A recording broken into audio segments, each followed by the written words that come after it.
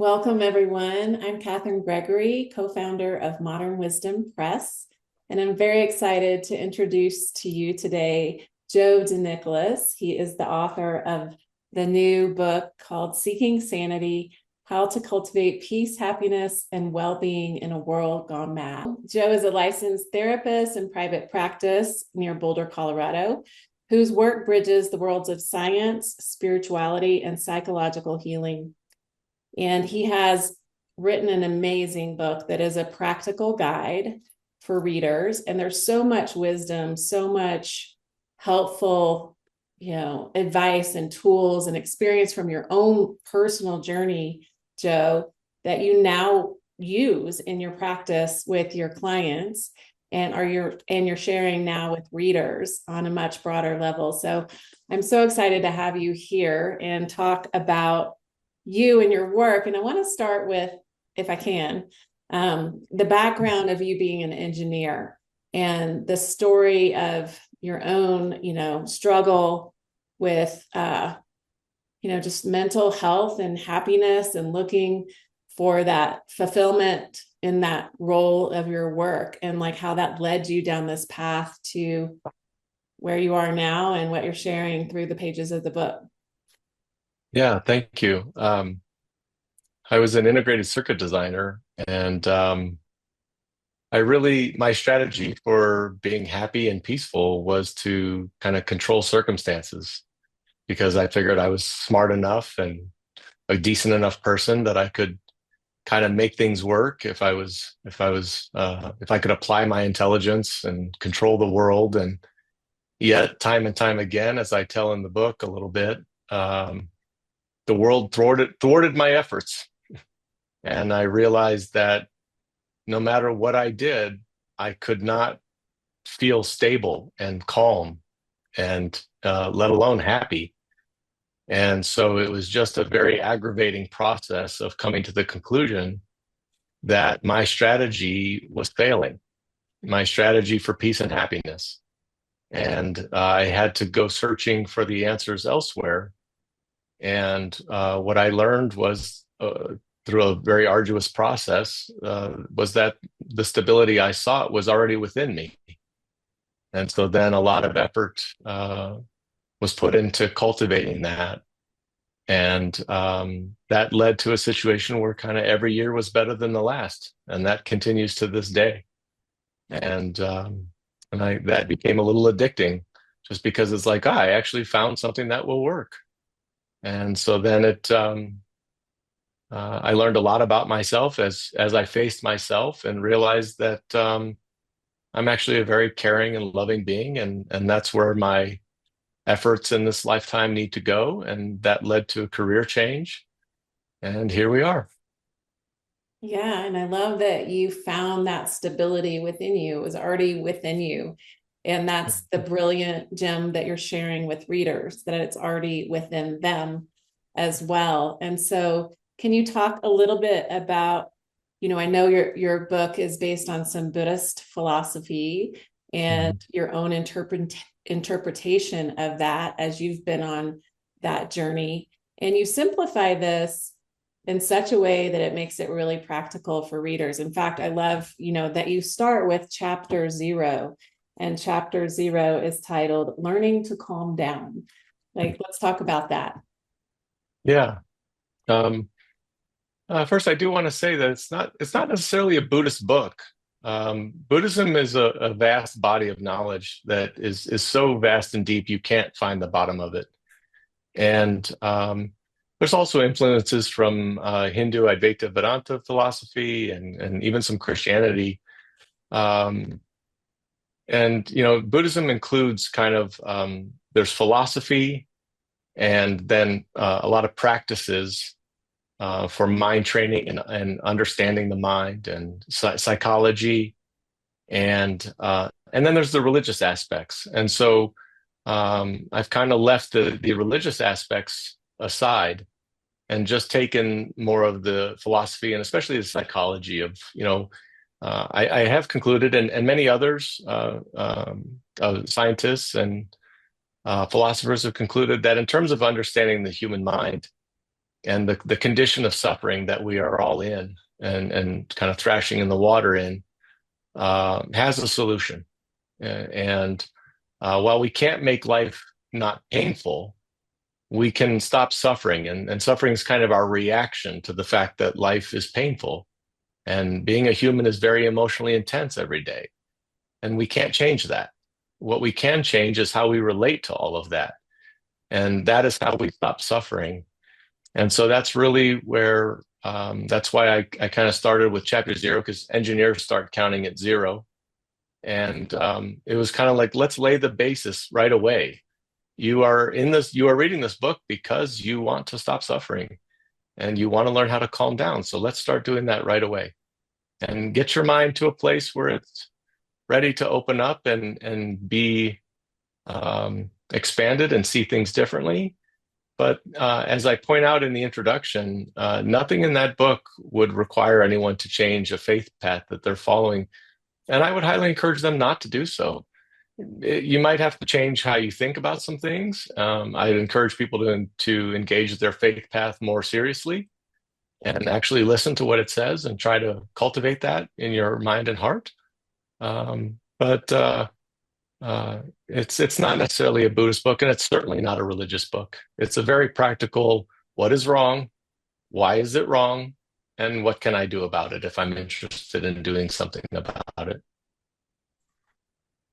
Yeah. And I think, you know, you being the engineer and with the mind that you have of really diving deep into practices and discovering for yourself what helped you find that inner stability is such a gift to those of us who may not have that type of focus or time to focus. Mm. Because the practices that you do include, every chapter is rich with insight and practices that are really simple to engage in on a daily basis. And I know there was some strategy in that because you work with clients on a regular basis and you see what is helpful Mm-hmm. for them. So can you talk about, maybe the scope of some of the practices or what rises up as some of the basic foundational practices that work well for your psychotherapy patients, and then, how this applies to the readers of the book? Mm-hmm. Yeah, what I've learned in working with people and my own path. Um, we start out with in the book with some fundamentals around how does the mind change. All we're ever really doing um, is programming our unconscious mind, because how we're going to react in this very moment is determined by unconscious factors. And so we have to learn, how do I change my habits? And there's an entire chapter on diligence, because there's a Buddhist saying that, and of course it's very ancient, so we'll have to relate it back to modern times here. Um, but for someone on a path toward wellness, without diligence, you are like a boatsman who has everything but oars. And so you have to apply, and this extends to any kind of physical training. I'm a halfway decent athlete, and what every personal trainer I've ever worked with will tell you is consistency is more important than anything. And so that's where all of the practices in the book are, what can I do if let's say I only have 10 minutes a day. Okay, well, you can actually do a lot, believe it or not, in 10 minutes a day and a few check-ins throughout the day. Take a breath and shift your mind into that stable place. And so I think the entire set of practices in the book, if you took it all really, really seriously, is about 45 minutes a day. And you say, okay, well, if I'm awake for 16 hours, that's only a few percent of your day. And so I actually have clients say, like, when they're struggling to find a gear, let's look at where you're at and what you think this is going to take. We're spending all of our time trying to manage circumstances, but we're not doing much on the internal circumstances. And, it's like I have people say, like, I'm really serious about cultivating internal peace and happiness, but I appear unwilling to put forth even 4% of my day to making that happen. And it's not to beat yourself up because that doesn't help. Um, and even in the book, I talk about this thing called the laziness of self-disparagement. Putting yourself down and being hard on yourself, it doesn't help. It just prevents you from rising to the occasion. And so instead of being negative and beating yourself up, it's just like, what am I actually willing to do? And start small and let your practice grow and evolve. And so all of the practices, you can pick and choose. You don't have to necessarily start anywhere. You can start wherever you want, and then it will lead to other things. But it really starts out with, am I willing to be diligent? Am I willing to accept that I have to spend a little time cultivating these internal conditions, and start to, and actually become the person that I always knew I was meant to be, and make some firm decisions and draw some lines in the sand and say, okay, enough. I'm going to spend a few minutes a day on myself, and stop being a helpless victim of my life. We're not victims. Um, I talk a lot in the book about learned helplessness. This idea, they ran experiments, and they put fleas in a jar, and then they covered the jar, and the fleas couldn't jump out. But then when they took the lid off, they stopped even trying to jump out. And I think we're all suffering from that to some degree, that we don't even know that we can change our experience of life very, very dramatically by working on our internal conditions. And so it's all really meant to be to get a foothold. And like, can I start to find that place of stability in myself, and then see where it goes? But don't take on too much. Don't try to go from zero to hero overnight. Start small, see where it goes from there, and just commit to yourself that I'm going to do something every day for myself, and see what happens. You'd be shocked if you actually dedicate yourself. So it's not meant to be overwhelming in any way. It's just meant to, for as much work as you want to do, this is what you can do. Yeah, Joe, thank you. And I know that accountability is a big piece of helping people follow through and actually get in Mm. the habit of these practices. And you have now launched a course that is a companion to the book called the Seeking Sanity Workshop, a small group experience of maybe practicing some of these practices together, Mhm. interactive live workshop with you. So can you talk just a little bit about that offering?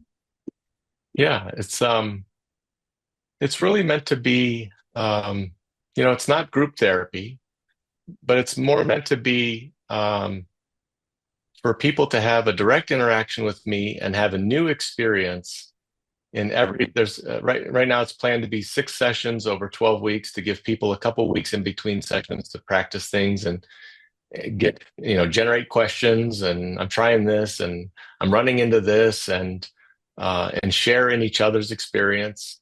But the objective is not so much information sharing.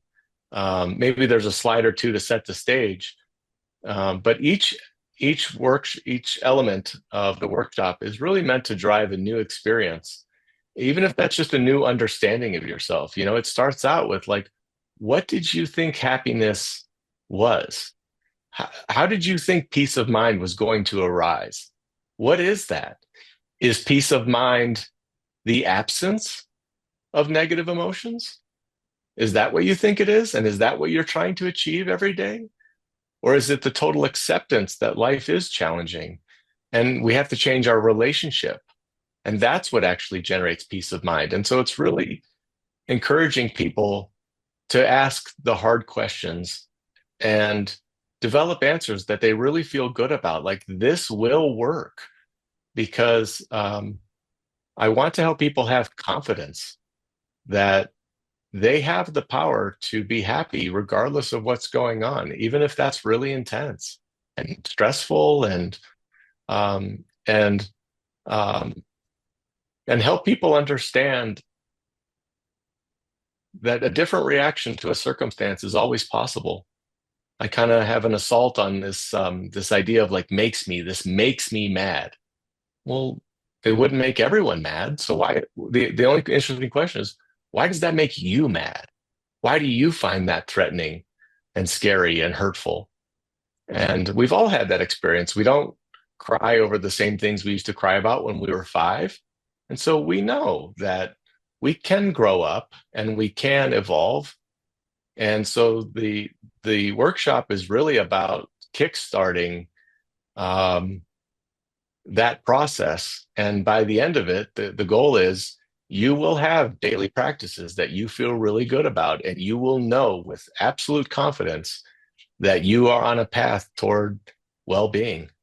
And it may not happen exactly when you want, and no one can tell you when it's going to happen, but have an understanding of yourself and your life, and what am I doing here, and what am I actually trying to achieve with all of this, and answer those questions, and then get to work. And with the workshop, we can have people get to work and answer those initial questions that can be hindrances. And I'm not sure about this, and let me guide you through some practices and let you get your questions answered. That's why they're small, like 6-person maximum, to let people ask their questions, and lots of Q&A and interactions, and we'll learn from each other. And at the end of it, you will have a set of practices uh, that you know how to do, and that you know that you'll get on that same path that I got on, where every year is going to be better than the one before it. And you'll start to see that in your own life. People will notice. They'll say, "What are you doing? You're so much calmer. You're so nice. You're so much nicer than you used to be." That actually happened to me. I was working in Phoenix and then moved up here to Colorado, and then I had to go back to Phoenix. And so people that knew me quite well didn't see me for over a decade, and they were like, "Who are you?" And it's like, "Well, I've been working on myself, and so I've changed." And everyone can do this. Everyone can do this. Thank you so much, Joe, for inspiring everyone with the book and the possibility of who they can become and how they can change their circumstances internally, even though whatever's happening externally keeps on happening. It's very Keep on inspiring. happening. Keeps Oh, on thank you happening. very much. Thank you very much, and thank you so much for your help throughout the entire process. Absolutely. It was a real joy to work with you. And I wanted to just ask, how can our listeners find you? What is your website? What's the best way to reach you and find out more? Yeah, the website is Unbreakable Inc., like Unbreakable Incorporated, and unbreakableinc.com. And there you can find everything. As soon as you get to the page, there's a question for you, like, why are you here? Are you here for book resources and guided meditations? Are you here for the workshop, or are you here for therapy? And can kind of, and there's also a resources page that has tons of resources. If you like to watch videos, however you like to learn, podcasts and books and videos, and so there's lots of stuff there, and it's a nice place to dive in and get on a path um, to well-being. Awesome. Thank you so Yeah. much, Joe. Thank Appreciate you you. so much.